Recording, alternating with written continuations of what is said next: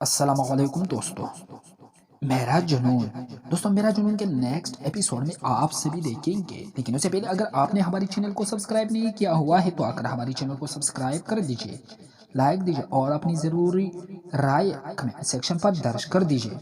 تو آئیے چلتے ہیں ہم نیکسٹ ایپیسوڈ کے لیے۔ میرا جنون ایپیسوڈ 30 انہوں نے شہر کا کونا کونا چین مارا تھا، لیکن آیت مریم نے نہ ملنا تھا و نہ میلی۔ گھر میں ہر وقت افسردگی چائی رہتی، لائبہ بیمار رہتی، مایا اس کی بہت دل جوئی کرتی۔ ابراز کو اس کی گود میں ہی ڈال دیا تھا اس نے، لیکن وہ کیسے بولتی اپنی بیٹی کو۔ جزل نے جب جب گھر آتا روتا، شہریار سے ضد کرتا کہ اس کی آیات مریم ڈھونڈ کر لا کر دے۔ اور بیچارے بیسی سے لب پینچ کر رہ جاتے تھے۔ انہوں نے دونوں رافیہ نے اشرف صاحب سے کہا کہ وہ لیلہ کا نکاح شہریار سے کر دے، جس کا انکار شہریار نے ان کے منہ پر ہی کر دیا تھا۔ اشرف صاحب نے بھی انکار کر دیا اور کہا وہ لیلہ کے لیے لڑکا ڈھونڈ رہے ہیں، جس پر رافیہ ولولا کرتی ہوئی چلی گئی تھی۔ حضرت ایک دم روکی، وہ سامنے سے ہی چلتا آ رہا تھا، ہاتھ جیب میں ڈالے وہ پریشانی سے حضرت کو دیکھ رہا تھا۔ حضرت کیا ہوا؟ حضرت کیا ہوا؟ تم رو کیوں رہی ہو؟ اس کے قریب آتا ہوا پریشانی سے بولا تھا۔ یہ عورت کون ہے جس کی تصویر فریم کے پیچھے تھی؟ حضرت اس کی طرف تصویر بڑھاتی ہوئی غصے سے بولے۔ وہ اسے دیکھتا تصویر پکڑ گیا تھا۔ اس کے تاثرات سخت ہوئے تھے۔ تصویر میں موجودہ عورت کو دیکھ کر جواب کیوں نہیں دے رہے تھے؟ تمہیں پتہ ہے یہ عورت کتنی مشکل بری زندگی گزر رہی ہے؟ تمہارا فرض بنتا تھا تم انہیں ڈھونڈتے، ان کے ساتھ رکھتے۔ حضرت نے غصے سے پوچھا۔ حضرت آؤ اس عورت کے پاس چلے، اس کا ہاتھ تھامتا ہوا سنجیدگی سے بولتا، اسے ساتھ لے دوسری سمت موڑ گیا تھا۔ حضرت نے حیرت سے اسے دیکھا۔ تم جانتے ہو اس مائی کو؟ وہ حیرت سے بولی۔ وہ جواباً سرد سا مسکرایا تھا۔ وہ اس لیے پہاڑ کے اوپر چڑھنے لگا تھا۔ وہ اسے جھونپڑی کے پاس لے آیا۔ تم جاؤ، میں اس عورت کی شکل نہیں دیکھنا چاہتا ہوں، وہ سرد لہجے میں بولا۔ حضرت نے اسے گھورا۔ کتنے بے بس ہو تم، مجھے کم از کم یہ بتا دو وہ میری کیا لگتی ہے؟ وہ غصے سے اسے دیکھتی ہوئی بولی جا رہی تھی۔ خود جا کر پوچھ لو، وہ پاکٹ میں ہاتھ ڈالتا ہوا ارد گرد دیکھتا ہوا بولا۔ حضرت نے اسے گھورا، پھر پردہ اٹھاتی ہوئی وہ اندر آئی۔ جہاں وہ رضیہ منہ تک لیے ہوئے لیٹی ہوئی تھی، مائے وہ بے تابی سے ان کے قریب آتی ہوئی بولی۔ بستر میں کوئی ہلچل نہ ہوئی۔ وہ پریشانی سے رضائی ان کے منہ سے ہٹا گئی تھی۔ چہرہ تکیے کے ایک طرف ڈالتا ہوا تھا، انتہا سے زیادہ پیلا چہرہ تھا، سفید بال الجھے سے جیسے کئی دنوں سے انہوں نے کنگھی نہ کی گئی ہوں۔ حضرت کے بے ساختہ آنکھیں بھرے انہوں نے ایسی طرح دیکھتے ہوئے جزل دیکھنا یہ اٹھ نہیں رہا۔ انہیں ہلاتی جزل کو برائے ہوئے آواز میں پکار گئی تھی۔ جزل گہری سانس لیتا ہوا اندر آیا۔ وہ بے تاثر انداز میں ان کے ناک کے قریب ہاتھ لے گئی تھی، پیر ان کی ناتھوں کلائی ہاتھوں میں لیتا ان کی نبض چیک کرنے لگا جو پتہ نہیں کب رک چکی تھی۔ وہ ایک دم سے پیچھے ہوا تھا۔ کیا ہوا؟ تم ایسے کیوں پیچھے ہٹ گئے ہو؟ انہوں نے اٹھاؤ ہسپتال لے کر چلتے ہیں، طبیعت خراب ہے ان کی، وہ اس کے سامنے آتی ہوئی پریشانی سے بولی۔ حضرت شی از نو مور، وہ دھیمے لہجے میں بولا تھا، جس پر حضرت بے ساختہ 2-3 قدم پیچھے ہوئی تھی۔ وہ پٹی پٹی آنکھوں سے انہیں زرد چہرے کو دیکھ رہی تھی، جس پر وہ بے رونے کی سی چھائی ہوئی تھی۔ آنسو ٹپ ٹپ کرنے لگے تھے اور اس کی آنکھوں سے وہ ان کی چارپائی کے قریب بیٹھتی ان کی کلائی تھام گئی تھی۔ کاندھوں پر وہی شال تھی جو وہ لے کر آئی تھی۔ ان کے تکیے کے پاس ایک ڈائری تھی جس کا کور نیلا تھا، حضرت کے لیے۔ ڈائری کے پہلے وارق میں لکھا ہوا تھا، حضرت ایسا رو گئی تو مجھے تکلیف کیوں گئی؟ ایسے رو گئی تو مجھے تکلیف ہو گئی۔ وہ اس کے قریب بیٹھتا ہوا بولا، کاش میں انہیں ساتھ لے جاتی، ان کا علاج کرواتی تو شاید یہ ٹھیک ہو جاتے۔ مجھے نہیں، مجھے تو بہت عزیز ہو چکے تھے یہ۔ وہ مائی کا ہاتھ لبوں سے چھوڑتی ہوئی رو دی۔ حضرت مائی ڈیئر چپ، وہ اسے کندھے سے لگاتا ہوا بولا جا رہا تھا۔ جزل کیا پتا یہ زندہ ہوں، تم انہیں ہسپتال لے چل آنا۔ اور اس کی آستینیں کھینچتی ہوئی بولی، حضرت یہ فوت ہو چکی ہے یار۔ وہ تعصب سے بولا، تمہیں کوئی دکھ نہیں، ان کے مرنے کا تم کیسے انسان ہو؟ وہ برائے ہوئے لہجے میں تعصب سے اسے دیکھتے ہوئے بولی، حضرت تم تو جانتی ہو یہ کون تھے؟ وہ آئیبرو چاہ کر بولی، جو بھی تھے، لیکن یہ ایک انسان تھے، مجھے بس اتنا پتا ہے۔ وہ آنسو ہاتھ کے پوچھ سے صاف کرتی ہوئی بولی، حضرت جب کوئی مر جائے تو چاہے وہ کتنا ہی برا کیوں نہ ہو، وہ دادا کہتے تھے اس کی برائی نہ کرو۔ میں صرف اتنا کہوں گا، انہوں نے اپنی گناہوں کی سزا بھگتی ہے۔ یہاں ویرانے میں رہ کر میں غافل نہیں رہا، ان سے انہوں نے کھانے کے سامان پہنچاتا رہا۔ میں نے ان کی شکل نہ دیکھی ہے کہ میں خود میں اتنا ظرف نہیں رکھتا ہوں کہ میں ایک ایسے انسان کی شکل دیکھو جہاں ہمارے سارے خاندان کے قاتل ہو۔ وہ لیلا پر رضائی اڑاتے ہوئے دھیمے لہجے میں بولا، حضرت کی آنکھوں میں آنسو ٹھہرے گئے تھے۔ اس کی بات سن کر، یہ ڈائری تم پڑھ لینا، شاید انہوں نے یہ تمہارے لیے لکھی ہو۔ وہ کہتا ہوا فون نکلنے لگا، ہیلو جمی، ایک تدفین کا بندوبست کرو اور 2 عورتوں کا بھی جنازے کے لیے اعلان کرواؤ گاؤں میں۔ اس نے جیمی سے کہہ کر فون بند کر دیا اور اسے دیکھتا جو ساکت نظروں سے انہیں دیکھتی چپ سی تھی۔ ہاں البتہ ان کا کمزور جیڑیوں بڑا ہارا حضرت کے ہاتھ میں تھا۔ وہ چھنکا، حضرت آنسو صاف کرتی، ان کی ماتھے پر پیار کرتی جھک کر دائر اٹھاتی ہوئی باہر بھاگ گئی تھی۔ وہ انہیں اور دیکھتی تو اونچا اونچا رو دیتی۔ وہ نرم دل کے تھے، وہ مائی جو بھی تھی، لیکن حضرت کے دل کو بہت اچھی لگی تھی۔ جزیل کے دل میں حضرت کے لیے محبت و عشق اور بڑا تھا۔ وہ لڑکی انوکھی تھی، سب سے جدا، صاف شفاف دل کے۔ وہ سوچتا ہوا جمی کا انتظار کرنے لگا تھا، حضرت میرے بچی، تم جب میرے بارے میں جانو گے تو تمہیں مجھ سے نفرت ہوگی، تمہاری نفرت نہیں سہی سکتی۔ میری بچی، تمہیں پہچان گئی تھی، میں تم لائبہ کی بیٹی آیات مریم ہوں، جیسے میرے ماں نے نفرت میں آ کر ہسپتال سے غائب کروایا کر دوسرے شہر چھوڑ آئے تھے۔ میں اس بات سے لاعلم تھی، لیکن اگر مجھے علم ہوتا تو شاید میں اس وقت اپنی اماں کے ساتھ دیتی کہ میری آنکھوں میں تو پردہ پڑ چکا ہے۔ حضرت نے شوق سے انہیں تحریر پڑھاتے ہوئے وہ بہتے آنسو صاف کرتی پیر سے ڈائری کی طرف متوجہ ہوئی تھی۔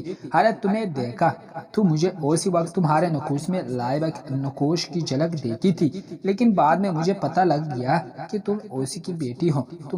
تمہاری معصوم باتیں اسی جیسی تھے۔ پھر میں نے ایک دن تمہارا پہاڑ کے نیچے سڑک پر جو ذیل کے ساتھ دیکھا، میں ایسا بچ گئی تھی، تم آیت مریم ہو۔ حضرت میں نفرت میں آندھی ہو گئی تھی، اور اس میں میری ماں کا ہاتھ تھا جو میری نفرت کو بڑھاتے تھے، کم نہیں ہونے دیتے تھے۔ آمی نے تمہیں غائب کروا دیا تھا، اس گھر سے خوشیاں جیسے روٹے گئے تھے۔ پھر آمی نے ماموں سے کہہ کر میری شادی شہریار سے کرا دی، جس پر شہریار اور ماموں نے صاف انکار کر دیا تھا۔ مایا کو زہر بھی آمی نے دیا تھا، لیکن وہ خود کرم سے بچ گئی تھی۔ حضرت میں نے بہت گناہ کیے۔ الفاظ پیل سے گئے تھے جیسے وہ روتے ہوئے لکھ رہے تھے۔ حضرت کا دل دکھا۔ آمی نے ان کے گھر آگ لگانے کا پلان بنایا۔ میں آگاہ تھی ان کی پلان میں۔ میں نے کہا بھی آمی ہمیں ایسا نہیں کرنا چاہیے، لیکن آمی نے نہ مانی۔ انہوں نے کہا اس کے بعد سب کچھ ان کا ہوگا اور اسے ان کا بدلہ بھی پورا ہو جائے گا۔ آمی اندھے ہو چکے تھے اپنے نفرتوں سے، اور میں جب انسان نفرت میں اندھا ہو جائے تو اسے کسی رشتے کی پہچان نہیں رہتی، وہ ہر حد سے گزر جاتا ہے۔ آمی نے ایک آدمی کو بھاری رقم دی حویلی میں آگ لگوانے کے لیے کہ اسے ایسا کوئی ان پر شک نہ کرے، آگ لگوانے کے لیے کہ ایسے کوئی ان پر شک نہ کرے، لیکن ان کی بدقسمتی وہ بھی اس حویلی میں اس آگ میں جل کر مرے۔ انہوں نے جس آدمی کو پیسے دیے تھے اسے ایک دن تک کہا تھا آگ لگانے کے لیے۔ امی ایک بار پھر گئی ماموں کی طرف۔ اس دن موسم خراب ہوا اور ماموں نے انہیں زبردستی روک لیا۔ وہ بھی روک گئے تھے کہ انہوں نے 1-2 دن تک کہا تھا اس آدمی کو آگ لگانے کے لیے، لیکن اس آدمی کو شاید پیسوں کی ضرورت تھی۔ وہ جلد از جلد کام کر کے اور پیسے لینا چاہتا تھا۔ اس آدمی نے اسی رات حویلی میں مٹی کا تیل چھڑک کر آگ لگا دی جس میں سب تباہ ہو گیا۔ خرد کچھ نہ بچا۔ میں بھی اس گناہ میں امی کے ساتھ اس گناہ میں برابر کے گنہگار تھی۔ حرت ساکت رہ گئی تھی۔ میں اللہ کی قدرت کو جان گئی۔ میں نے توبہ کرنی شروع کر دی۔ میں ڈر گئی تھی اللہ کے عذاب سے، لیکن میں اللہ کے ساتھ اس کے انسانوں کو بھی گنہگار تھی۔ میں دنیا سے کٹ گئی تھی۔ اس جھونپڑی میں ڈھیر لگا لیا لیکن دل کو سکون نہ آیا۔ میں نے یہاں بہت سال بھوک و افلاس میں رہی تھی۔ پھر 1 مہینے بعد مجھے رشن وغیرہ ملنے لگا۔ میں جان گئی یہ کون بھتیجا ہے، تمہارا جزیل بھتیجا تھا۔ میرے دل کو سکون پتہ ہے کب آیا، جب میں نے تمہیں چھوتا، تم سے باتیں کی۔ میں تمہارا انتظار کرتی رہتی لیکن تم کافی دنوں بعد آئی۔ میرے لیے تو یہ بھی بہت تھا۔ میں چاہتی تھی میری سچائی میری زندگی میں تمہیں نہ پتہ چلے کہ میں تمہاری آنکھوں میں اپنے لیے نفرت نہیں دیکھ سکتی تھی۔ تو مجھے بہت عزیز ہو چکی تھی۔ میرے گناہ اتنے ہیں کہ مجھے اللہ کے سامنے جاتے ہوئے شرم آ رہی ہے۔ حرت میرا کوئی نہیں جو میرے لیے مغفرت کی دعائیں کرے، لیکن خدا کو گواہ بنا کر کہتی ہوں تمہیں بیٹی ماننا تھا۔ حرت مجھے معاف کر دینا۔ میں نے ساری زندگی اللہ سے معافی مانگ کر گزاری ہے، وہ تو معاف کر بھی دے، لیکن جو میں نے نہیں اپنے رشتوں کے ساتھ کیا ہے اس کی معافی شاید مجھے کبھی نہ ملے۔ لکھائی ٹیڑھی میڑھی ہو گئی تھی، شاید ان سے لکھا نہیں جا رہا تھا۔ حرت میرے لیے مغفرت کی دعا کرنا۔ اللہ کرے تم جزیل کے ساتھ ہمیشہ خوش رہے۔ آگے کے سارے صفحات خالی تھے۔ وہ ہچکیوں سے رونے لگی تھی، ہونٹوں پر سختی سے ہاتھ رکھتے تھے اس نے، لیکن وہ خود پر کنٹرول نہیں کر پا رہی تھی۔ گھٹ گھٹ کر روتی، وہ سمجھ نہیں پا رہی تھی اپنے کس رشتے کے لیے روئے۔ لیلا پھوپھو، حرت نے آپ کو معاف کیا، اللہ بھی آپ کو معاف کر دے۔ آپ نے اپنے گناہوں کا کفارہ کر دیا ہے۔ میں دعا کروں گی آپ کے لیے۔ مجھے آپ سے ایک عجیب سی انسانیت تھی۔ وہ روتے ہوئے خود سے بڑبڑا رہی تھی۔ اس کا دل صاف تھا لیلا کی طرف سے۔ وہ چاہ کر بھی انہیں برا بلا نہیں کہہ پا رہی تھی۔ حرت کی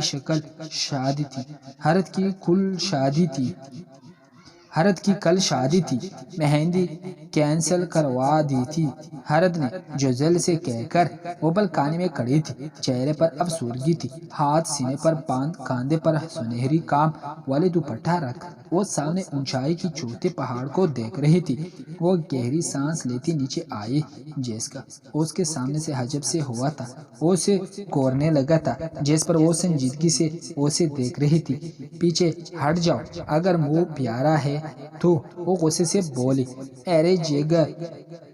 میرے جگ تھی یہ جس پر تم اتارتی پھیرتی ہو۔ وہ اسے گھورتا ہوا بولا۔ حرت صبح سے پہلی بار آپ مسکرائی تھی۔ چچ بہت غصہ آتا ہے بیبی کو، لیکن کیا نا، یہ جگ میری تھی تو یہ مجھے ہی ملنی تھی۔ تم ساری زندگی سازش کرتی رہے، کیا لے پائے ہوگی میری جگ۔ وہ آبرو اچھا کر تن سے بولی جا رہی تھی، جس پر وہ اسے گھورتا ہوا سیڑھیاں چڑھ گیا تھا۔ وہ سنجیدگی سے باہر نکل آئی۔ کالونی میں خاموشی سے چھائی ہوئی تھی، یا پھر اس کے دل سے سناٹا تھا تو اسے ہر جگ ویرانی چھائی ہوئی نظر آ رہی تھی۔ وہ سینے پر ہاتھ باندھے چلتی جا رہی تھی، بلیک پینٹ شارٹ میں وائٹ دوپٹہ کندھے پر رکھ وہ 2 پونیاں کیے ہوئے تھے، چہرہ سستا ہوا تھا۔ مائی کا کمزور چہرہ اس کے آنکھوں کے سامنے تھا۔ جھیڑیوں بڑا چہرہ ہڈیاں نظر آتی تھی، چہرے کی وہ 45 کی ہو گئی تھی، لیکن وہ شکل سے 80 برس کی لگ رہے تھے۔ وہ گناہگار تھی، لیکن پتہ نہیں کیا بات تھا، ان کے چہرہ اس کی آنکھوں میں جیسے سما گیا تھا۔ اگلے موڑ پر وہ موڑی تھی جب وہ سامنے سے چلتا آ رہا تھا، سفید سوٹ کاندھوں پر، براؤن چادر رکھے، وہ اسے دیکھ کر روکا تھا۔ حیرت اسے دیکھتی بھاگی تھی اس کی طرف، اس کے سینے میں منہ چھپائے اونچا اونچا رونے لگی تھی۔ وہ ٹھٹک گیا تھا تو کیا وہ صبح سے روئی جا رہی تھی؟ وہ اس کے بالوں میں ہاتھ پھیرتا خود سے بڑبڑایا تھا، حیرت اگر تم ایسے روئے تو تمہاری قسم ابھی اسی وقت ہاسپٹل کے سارے گولیاں اپنے سینے میں اتار لوں گا۔ تو تمہاری قسم ابھی ایسی وقت پسٹول کی ساری گولیاں اپنے سینے میں اتار لوں گا میرے ہوتے ہوئے۔ اگر تم روئے تو میرے لیے مرنے کا مقام ہے حیرت، وہ آپ کی دفعہ غصے سے بولا تھا۔ حیرت نے جلدی سے ہتھیلی سے آنسو صاف کیے۔ میں رو تو نہیں رہی تھی، بس ایسے ہی، کل شادی ہے تو آنسو آ گئے۔ وہ دوپٹے سے ناک منہ پہنچتی ہوئی اور معصومیت سے بولی۔ وہ ہلکا سا مسکرایا۔ حیرت آئی لو یو اس کے کان کی لو کو ہونٹوں سے چھوتا ہوا گمبھیر لہجے میں بولا۔ حیرت ساکت سی ہوئی تھی، اس کی طرف دیکھتی رہی۔ تم نے کہاں گئی ہوگی؟ وہ اس کی ناک پر ہونٹ جمالتا ہوا بولا جا رہا تھا۔ وہ جڑ سے اس سے الگ ہوتی بھاگی۔ وہ پیرتی سے اس کے پکڑتا اپنے سینے سے لگا گیا تھا۔ یہ دوپٹہ میری حیرت پر بہت سوٹ کرتا ہے، وہ سنہری کام سے سجا دوپٹہ اس کی سر پر اوڑھتا ہوا گمبھیر انداز لیے بولا۔ حیرت نیم ہونٹوں سے اسے دیکھتی رہی، آنکھوں میں محبت کی دیپ جلے لگے تھے، دل کی دھڑکنیں ایک الگ سا شور مچائے ہوئی تھی، اور اس کا گندمی رنگت کا حمل چہرہ سفید دوپٹے میں کھول کر سا گیا تھا۔ جیسے یہ دوپٹہ تم نے بھیجا تھا نا؟ میں پہلی تو سمجھی نہیں تھی، لیکن بعد میں سمجھ گئی تھی۔ وہ اس کی سفید کالے تل والے ہاتھوں کو ہاتھ میں لیتے ہوئے بولی جا رہی تھی۔ وہ مسکرایا۔ پتہ ہے یہ دوپٹہ میں نے تمہارے لیے کہاں سے لیا تھا؟ وہ مسکراتے لہجے میں بولا تھا۔ حیرت نے سوالیہ نظروں سے اسے دیکھا۔ انڈیا سے، اور آج سے 4 سال پہلے۔ وہ دوپٹہ کو اس کے چہرے کو غیر ٹپک کر ٹھیک کرتا ہوا بولا جا رہا تھا۔ حیرت نے چمکتی آنکھوں سے اس کی پوست پر ہونٹ رکھتے ہوئے ٹیک سے اس کے کال تلے کا مقام پر۔ مرحا نے جٹ سے گاڑی کو بریک لگایا۔ اوپن ہوٹل میں مہک اور ابراز بیٹھے ہوئے تھے۔ وہ آنکھوں سے گلاس ہٹاتی حیرت سے اسے دیکھنے لگی تھی۔ وہ دونوں کافی پی رہی تھی۔ مہک کے چہرے پر غصے والے تاثرات تھے، جبکہ ابراز کے چہرے پر شرمندگی والے تاثرات تھے۔ وہ لب پینٹتی ہوئی گاڑی کو پار کرتی جلدی سے ان کی طرف بڑھی تھی۔ موٹی نے سفید چکن کے ٹراؤزر اور گلابی چکن کی قمیض پہنی ہوئی تھی، کندھے پر وائٹ چکن کا دوپٹہ، اونچی پونی کانوں میں وائٹ ٹاپس۔ وہ بہت پیاری لگ رہی تھی۔ وہ کمر پر ہاتھ رکھے دونوں کو دیکھ رہے تھے۔ ابراز کے منہ سے ساری کافی سامنے بیٹھی مہک پر گری تھی۔ وہ حیرت سے مرحا کو دیکھ رہا تھا، جو گلاسز سر پر اٹکاتی ہوئی مسکرا رہی تھی۔ ابراز جانتا تھا یہ مسکراہٹ کتنی خطرناک تھی۔ What the hell is this؟ مہک کھڑی ہوتی ہوئی غصے سے بولی۔ وہ بھی کھڑا ہوا تھا۔ کون ہے یہ؟ وہ کمر پر ہاتھ رکھ کر آئی برو اچھا کر بولی جا رہی تھی۔ مہک بھی ٹیشو سے کپڑے صاف کرتی اس کی طرف پلٹی تھی۔ تم کون ہو؟ مہک نے اسے گورتے ہوئے پوچھا۔ بتا دیتی ہوں، میں میس ابراز ہوں، ہماری شادی کو 2 ماہ ہو چکے ہیں۔ وہ ابراز کے ساتھ کھڑی ہوتی ہوئی بولی جا رہی تھی۔ مہک نے حیرت سے اسے اوپر سے لے کر نیچے تک دیکھا تھا۔ تم جھوٹ بول رہی ہو، مہک حیرت سے بولی۔ کیوں، تم میری پھپھو کی بیٹی ہو، جیسے میں جھوٹ بولوں گی نا؟ میرا شوہر ہے، بہتر ہوگا اس کے پیچھے چھوڑ دو، ورنہ تمہارے یہ 2 من کے ہونٹ کھینچ کر اور بڑے کر دوں گی، مرحا غصے سے بولی جا رہی تھی۔ ابراز لب پینٹتے دونوں کو دیکھ رہا تھا۔ مہک یہ میری وائف ہے، مرحا۔ ابراز گڈ بائی اینڈ سوری یار، وہ مرحا کا ہاتھ پکڑ کہتا ہوا چلا گیا تھا، جبکہ مرحا حیرت سے خود کو اس کے ساتھ کھینچتا ہوا دیکھنے لگی، پر پلٹ کر دور کھڑی مہک کو دیکھا، جو غصے سے دونوں کو گور رہی تھی۔ کیا حرکت تھی یہ؟ مرحا اپنی کلائی کھینچتی ہوئی بولی جا رہی تھی۔ کچھ نہیں، اس کی گہری نظروں سے دیکھتا ہوا بولا۔ مرحا پزل ہوئی، اس کی جائزہ لیتی نظروں سے۔ بات مت بولو، گرل فرینڈ تھی نا میری سر بلال، میرا مطلب ہے سر بلال سے تو بہت مسئلہ تھا، تمہیں خود ہوٹلنگ گرل فرینڈ عشق و عاشق ہوں۔ وہ کمر پر ہاتھ رکھتی ہوئی غصے سے بولی۔ غصے بلال کی تو تھی، وہ غصے سے مٹھائیاں بھیجتے ہوئے بولا۔ خیر گرل فرینڈ کو گڈ بائی کہہ دیا ہے، آخر مشرقی مرد ہوں، بیوی سے وفا نبھانا جانتا ہوں۔ وہ گردن اکاڑ کر بولی۔ مرحا نے حیرت سے آنکھیں پھاڑے اسے دیکھا۔ اور اپنا سامان باندھ، اب ہم اپنی حویلی میں شفٹ ہو گئے ہوں گے۔ مجھے تو وہ مرد سخت زہر لگتے ہیں جو سسرال کا پانی پیتے ہیں۔ وہ غصے سے ناک چھڑا کر بولا۔ تم 2 ماہ سے پانی روٹی چائے پتہ نہیں اور کیا کھائے پی رہی ہو، خود کو زہر نہ لگ کبھی؟